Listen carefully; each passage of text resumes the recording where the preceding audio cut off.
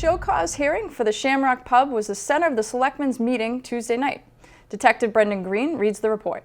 All right, so on September 21st of 2019, Norwood Police, including Officer Coffey, were dispatched to the Shamrock Pub located on Railroad Ave for a report of a fight in progress. Officers arrived, noticed and located James Braccia, who was laying on the ground with apparent facial injuries. Officers were able to detect a strong odor of an alcoholic beverage emanating from Braccia's person, as well as him having red, glassy eyes, and that he was slurring his words while interacting with officers. Braccia would later be transported to Norwood Hospital for treatment. Officers on scene had stated that Braccia was intoxicated due to alcohol consumption in their opinion.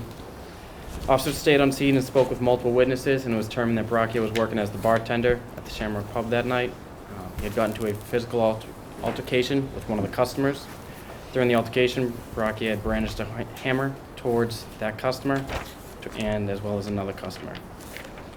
Braccia would later on be arrested for 2 counts of assault and battery with a dangerous weapon, assault and battery, and disorderly conduct as well. While on scene, officers spoke with witnesses at the establishment who stated Braccia had been drinking behind the bar while serving other customers. They had also stated that he appeared to be very intoxicated. Officers had examined behind the bar and saw multiple open alcohol containers. Selectman Hajar was especially disturbed by the behavior that had taken place at the bar. If a patron was drinking for 4 to 4.5 hours, we would be disturbed. But the people serving it to other people cannot make a determination if a customer themselves are intoxicated because they themselves are intoxicated. I just don't understand how we got to where we are, but I'm not really not happy about the situation. Thank you, officers, for reporting what you did. I hear you, Michelle, but this is not good. Thank you. And here's another point, too, and you just said it yourself. These regulations will change in the very near future.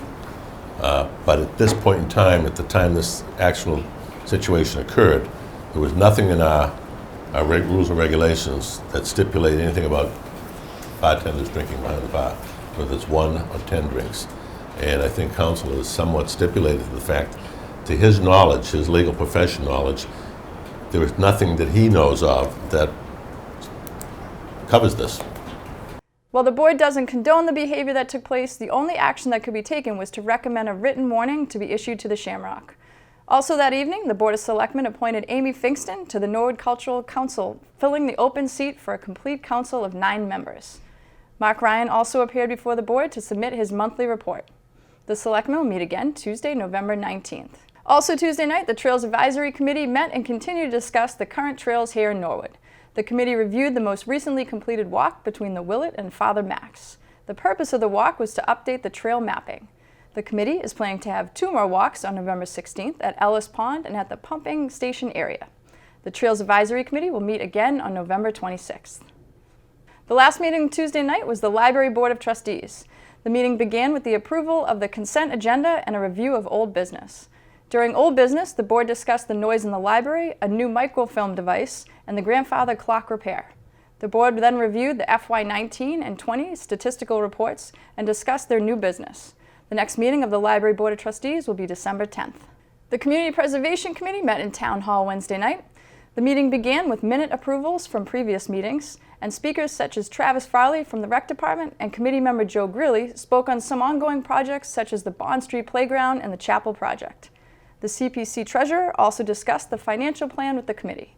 The next meeting for the CPC will be December 11th. The Finance Commission met on Thursday for a little over an hour. Chairwoman Ann Haley reviewed the presentation given the week prior on financial trend monitoring and went over some key points in the presentation.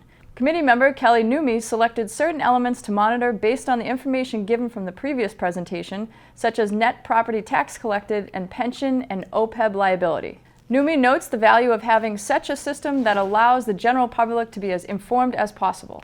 I think the goal is to ultimately have a dashboard that can easily be presented with a slide for each of these indicators, with a snapshot that any layperson could look at and say, hey, I see this is favorable or unfavorable, and you can get a really good indication from that so that anybody, regardless of whether or not you have a finance industry background or not, would be able to ascertain what the condition of our town is from a financial perspective. The next Finance Commission meeting will take place in the coming weeks.